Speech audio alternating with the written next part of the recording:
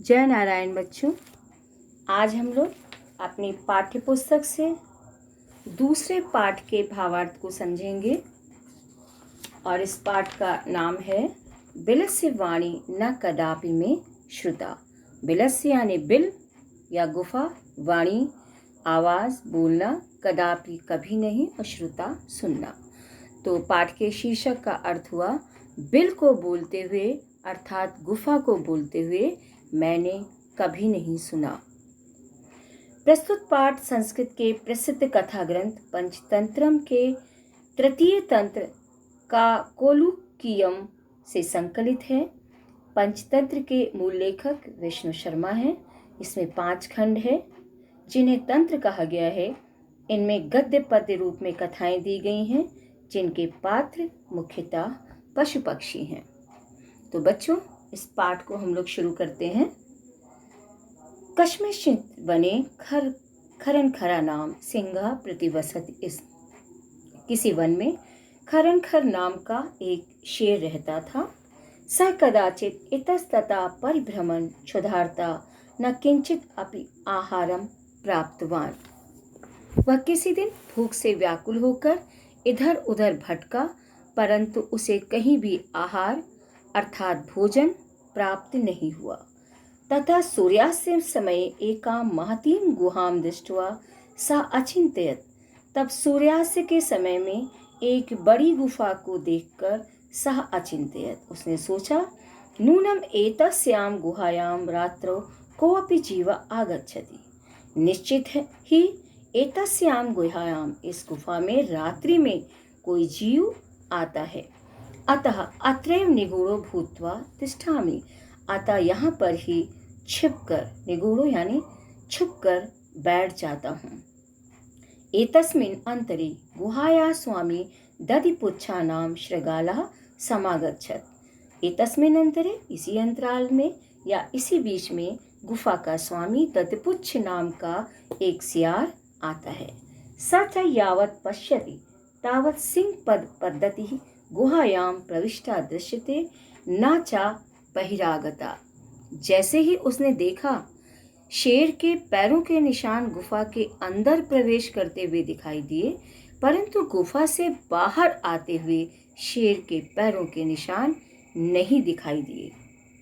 शृगाला अचिंत्यत, सियार ने सोचा अहो विनष्टो अस्मि, कि मैं विनष्ट हो जाऊंगा यानी मेरी मृत्यु हो जाएगी। नूनम अस्मिन् बिले सिंहा अस्ति इति तर्कयामि। निश्चित ही इस बिल में शेर है ऐसा सोचता हूँ।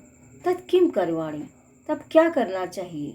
एवं विचिन्त्य, ऐसा सोचकर दूरस्था रवम कर्तुम आरब्धा, ऐसा सोचकर उसने दूर से ही रवम यानी आवाज करनी शुरू कर दी। भोबिल भोबिल किम न स्मरसि, हे गुफा क्या याद नहीं है। यन्मया त्वया सा समया कृतो अस्ति यद यदा अहम बाहिता प्रत्यागमिष्यामि तदा त्वं माम आकरिष्यसि।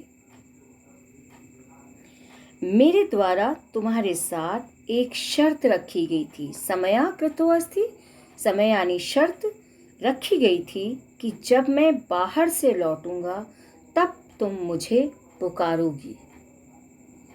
यदि तुम माम न आह्वानयसि, यदि तुम मुझे नहीं पुकारोगी, तर्हि अहम द्वितीयं बिलं यास्यामि इति, तब मैं दूसरे बिल में चला जाऊंगा। अत एतत् श्रुत्वा सिंह अचिंत्यत, तब इसको सुनकर शेर ने सोचा नूनम एषा गुहा स्वामिना सदा सम आह्वानम करोति। निश्चित ही ये गुफा स्वामी का आह्वान करती है यानी स्वामी को नाम लेकर पुकारती है। परंतु मद भयात न किंचित वदति, परंतु मेरे भय से कुछ नहीं कहती है। अथवा साधु एव इदम उच्यते, अथवा साधु इदम उच्यते, अथवा ये सही कहा गया है। भय संत्रस्त मनसाम हस्तपाद आदिकाः क्रिया प्रवर्तन्ते न वाणी च वेफतुश्च अधिको भवेत्। अर्थात जिसके मन में भय अर्थात डर समाया हो, उसके हाथ पैरों की क्रियाएं काम नहीं करती, यानी उसके हाथ पैर कार्य नहीं करते हैं, ना ही उसकी वाणी निकलती है, मतलब ना ही वो बोल पाता है। उसके शरीर का कंपन बढ़ जाता है, यानी डर जब हो जाता है उसके अंदर तो वो डर से कांपने लगता है। तद अहम अस्य आह्वानम करोमि, इसलिए मैं इसको पुकारता हूँ। एवं सह बिले प्रवेश में भोज्यम भविष्यति, इस प्रकार वो बिल में प्रवेश करेगा और मेरा भोजन बनेगा। इत्थम विचारे सिंहा सहसा शृगालस्य आह्वानम करोति, ऐसा सोचकर शेर ने अचानक सियार को पुकारना आरंभ कर दिया। सिंहस्य उच्च गर्जन प्रतिध्वनिना सा गुहा उच्चैः शृगालम आह्वानयत, शेर की ऊंची गर्जन के द्वारा गुफा में प्रतिध्वनि उत्पन्न हुई।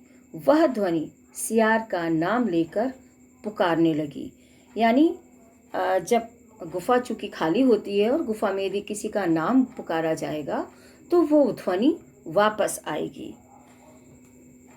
और वही हुआ, जब शेर सियार का नाम ले लेकर बुलाने लगा तो पूरे में उसकी आवाज गूंजने लगी। अनेन अन्य अपि पशुआ भयभीता अभूवन्, इससे दूसरे पशु भी भयभीत हो गए। शृगालो अपि तथा दूरम पलायमाना इमं पठत, सियार ने भी दूर भागते हुए ये पढ़ा, अर्थात ये बोला, अनागतम या कुर्ते सा शोभते सा शोच्यते यो न करोति अनागतम। अनागतम यानी आने वाले दुख का, अर्थात जो आई हुई विपत्ति हो, चाहे आया हो दुख हो, उसके बारे में जो सोच समझ कर कार्य करता है वही शोभा पाता है। सशोभते, वही शोभा पाता है। जो बिना सोचे समझे कार्य करता है उसे दुख प्राप्त होता है।